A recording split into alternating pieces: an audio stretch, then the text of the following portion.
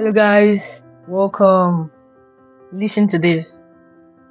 People don't rise from nothing. We do owe something to parentage and patronage. The people who stand before kings may look like they did it all by themselves, but in fact, they are invariably the beneficiaries of hidden advantages and extraordinary opportunities and cultural legacies that allow them to learn and work hard and make sense of the world in ways others cannot. Hello guys, welcome again. Today I'll be sharing my view or my key takeaways from the very first chapter of this book called Outliers, the story of success, written by Malcolm Gladwell. The book is into two parts: opportunity and legacy. And the very first chapter in opportunity talks about the Matthew effect, which is what I'll be going through today. So stay with me guys. So going right into it, Gladwell introduced the concept called the Matthew effect as an idea that small early advantages compound over time, leading to big difference in success later on. And the term came from like a biblical reference, which was suggesting that those who have advantages, they gain more, while those who do not fall further behind. Anyways, I quite agree with this, and my key message or my key thing from this chapter is just something. I'm just going to give like a one or two liner, which is saying that success is not solely or purely defined by hard work or talent, but rather by timing, opportunity, and the systems around that gives you early advantage. So Gladwell illustrates the Matthew effect by referencing the Canadian youth hockey, the way it works. So essentially, coaches go and draft young folks at the age of 9, 10-ish, right?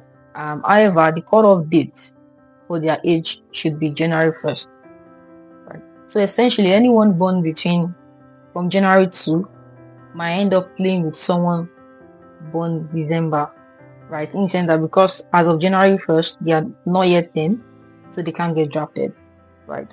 However, someone that was, so essentially those born January, February, March are kind of disadvantaged. However, they are still like the majority of players anyways, but they are kind of disadvantaged compared to those that are born later in the year. Now, why am I saying this? Because of the advantage that those born later have, they get to be on the field, on the ice much earlier. They have more experience compared to those that are way older than them. Now, this does not mean they don't have talent, right? It just means they just had that early advantage opportunity, in the sense that because of by virtue of when they were giving birth to, they get to go into the team earlier on compared to those that were born slightly later.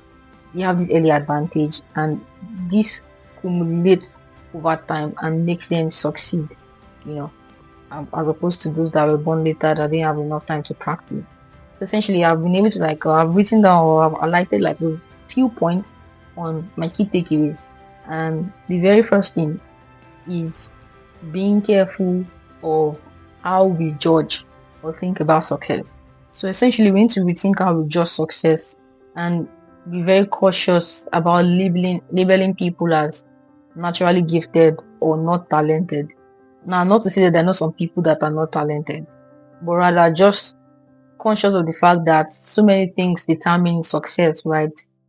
It could be timing, age, access to resources, opportunity, parental guidance, society.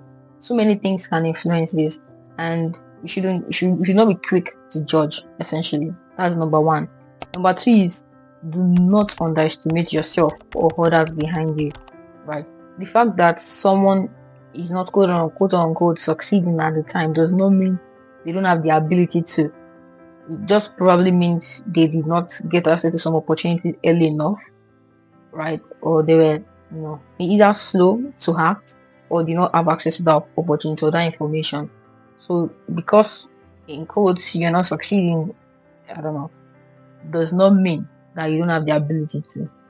So we should not underestimate ourselves, and we should not underestimate those behind us. And number three is we already established the fact that there are some persons that do have advantage and there are some that do not. So if you do have advantage, you need to be very careful and make sure to use that insight strategically and intentionally. right? We do have access to time, access to resources, mentorship, people. Leverage it as much as possible, right? Seek opportunities early enough, practice, build momentum. And again, we've also established that all of these advantages accumulate and they make very big differences in success later on. Now, another point or another key takeaway of mine is be empathetic. Practice empathy, because what the Matthew effect let us understand is the fact that, being less judgmental about people, be more compassionate to people, especially those people who it seems like they are not talented, right? You just have to practice empathy, because the fact that they are struggling and the fact that they are being overlooked does not mean they do not have the ability to succeed, or they don't have the ability to stand out and become outliers as well, right? So, in summary, just wanting to remind ourselves of constantly that success is shaped by both context as much as character, and recognizing this just helps us to be better people, helps us to have better systems, that is more equitable for everyone. And to round up, I'll just be bringing back what I said earlier at the start, which is the fact that people don't rise from nothing. We do owe something to parentage and patronage. The people who stand before kings may look like they did it all by themselves, but in fact, they are invariably the beneficiaries of hidden advantages and extraordinary opportunities and cultural legacies that allowed them to learn and work hard and make sense of the world in ways others cannot. It makes a difference. Thanks for listening, guys. Cheers.